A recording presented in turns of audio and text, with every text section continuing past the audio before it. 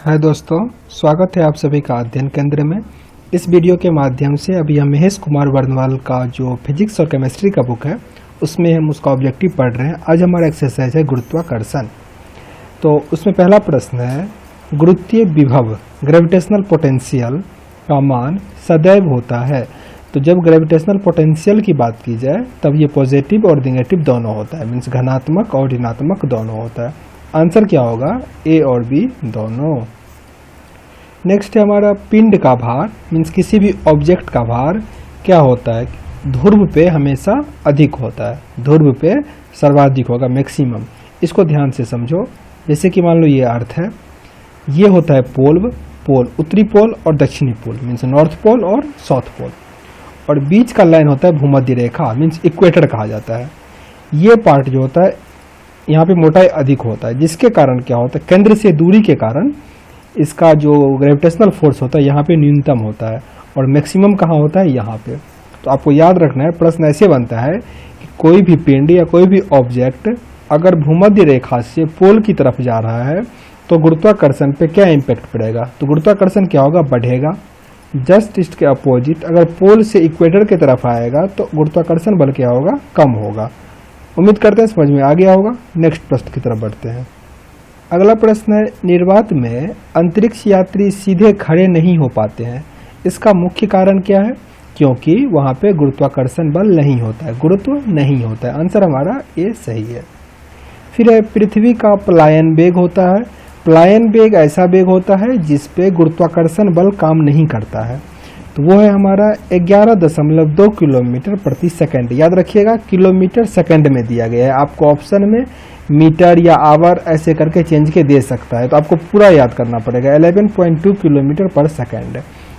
ये पलायन वेग क्या होता है? जैसे कि मान लो आपके हाथ में मोबाइल ही होगा, तो ये मोबाइल जो अगर आप फेंकोगे ऊपर तो क्या होगा? नीचे आपके हाथ में आएगा, नीचे गिरेगा, मीन्स ग्रेविटेशनल फोर्स काम कर रहा है। लेकिन आप अगर इसे स्पीड से फेंकते हो तो ये वापस नहीं आएगा, ये अंतरिक्ष में चला जाएगा।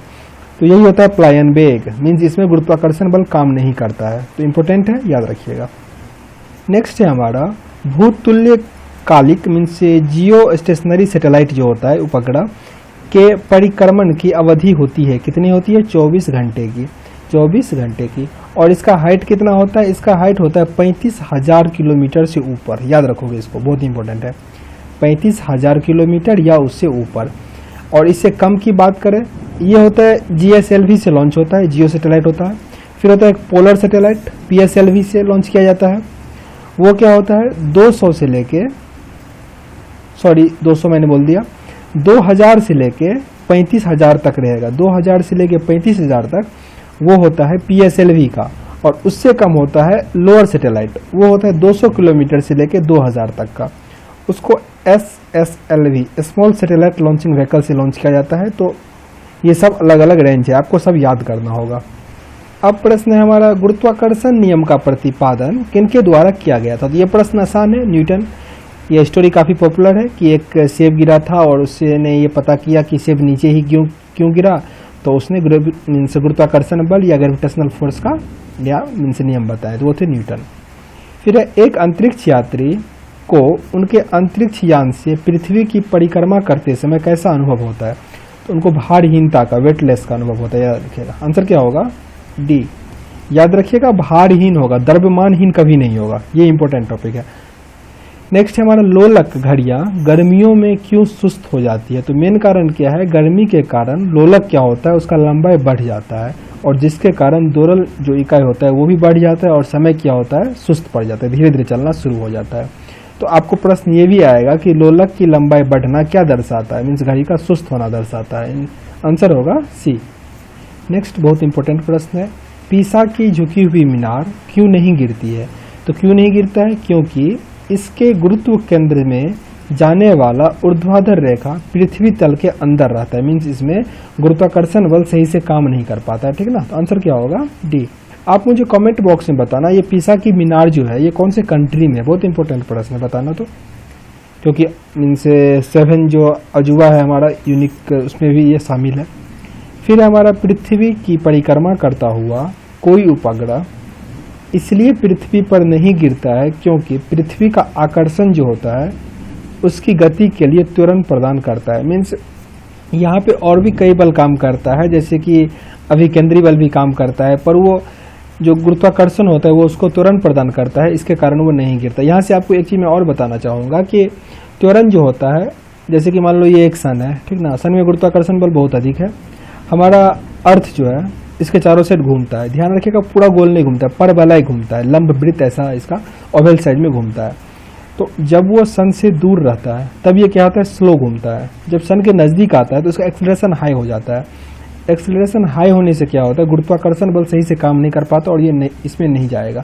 अगर यहाँ पे इसका स्पीड हाई नहीं होगा, गुरुत्वाकर्षण या त्वरण हाई नहीं होगा, तो ये इसके अंदर चला जाएगा। इसलिए वहाँ पे क्या होता है, त्वरण हाई हो जाता है, इसलिए यहाँ पे भी क्या होगा, इसका त्वरण प्रदान करता है। आंसर हमारा यहाँ पे होगा ए। और यहाँ से आपका एक प्रश्न ये भी बना कि पृथ्वी जब सन के नज़दीक जाता है तो उसका स्पीड क्या होता है, बढ़ जाता है, ये पूछा जाता है। नेक्स्ट प्रश्न है हमारा, चंद्रमा पर कोई वायुमंडल नहीं है, ऐसा क्यों? क्योंकि इस पर गैस के अणुओं का पलायन वेग वर्ग मध्य मूल से कम होता है। इसका मतलब क्या हुआ, वहाँ का जो पलायन वेग है वो कम है अकॉर्डिंग किसके, अगर हम कंपेरिजन करें धरती के, तो वहाँ का जो पलायन वेग है वो कम है, जिसके कारण वहाँ का जो वायु होता है वो धरती पे आ जाता है, ठीक ना। और पलायन वेग डिपेंड किस पे करता है, उसके ग्रेविटेशनल फोर्स पे। इंपॉर्टेंट चीज़ है, क्योंकि वायुमंडल हमारे धरती पे क्यों है, क्योंकि धरती पे गुरुत्वाकर्षण बल है, जिसके कारण मीन्स पलायन वेग अधिक है और इसी के कारण वायुमंडल हमारे धरती पे एग्जिस्ट करता है। फिर हमारा, यदि कोई उपग्रह पृथ्वी तल के अति निकट किसी कक्षा में परिक्रमा कर रहा हो तो उसका कक्षीय वेग निर्भर किस पे करेगा, वो करेगा पृथ्वी के त्रिज्या पर, पृथ्वी के त्रिज्या पर। आंसर क्या होगा, बी। नेक्स्ट है, जब कोई वस्तु ऊपर से गिराई जाती है तो उसका भार क्या होता है, उसका भार सेम रहेगा, याद रखिएगा, अपरिवर्तित होगा। आंसर क्या होगा, बी। जब भू स्थिर उपग्रह छोड़ा जाता है तब उसकी गति मीन्स यह गति कैसे करता है, भूमध्य रेखा से या भूमध्य रेखा पर पश्चिम से पूरब की ओर, पश्चिम से पूरब की ओर, क्योंकि हमारा धरती जो है अर्थ वो घूमता किधर है, पश्चिम से पूरब की ओर।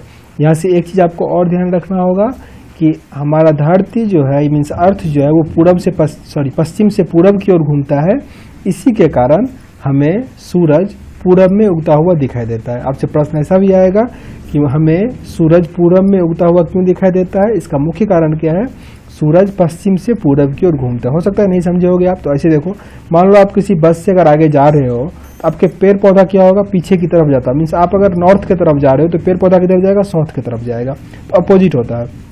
उसी तरह से ये अगर मान लो सन है, सन तो घूमता नहीं है, अर्थ हमारा घूमता है। अर्थ अगर इस साइड से घूमेगा मीन्स पश्चिम से पूरब जाएगा तो सन क्या होगा, पूरब से पश्चिम जाएगा। तो इसी के कारण हमारा जो सन होता है वो पूरब से पश्चिम की तरफ जाता है। दोनों इंपॉर्टेंट है। तो यहाँ पे मेरा प्रश्न क्या था, जब भू-स्तर उपग्रह छोड़ा जाता है तो वो किस गति में जाता है, तो भूमध्य रेखा पर पश्चिम से पूरब की ओर जाता है। और इंपॉर्टेंट प्रश्न ये भी आता है कि भूमध्य रेखा के आसपास से क्यों छोड़ा जाता है, क्योंकि वहाँ पे ग्रेविटेशनल फोर्स कम होता है, ताकि आसानी से छोड़ा जाए।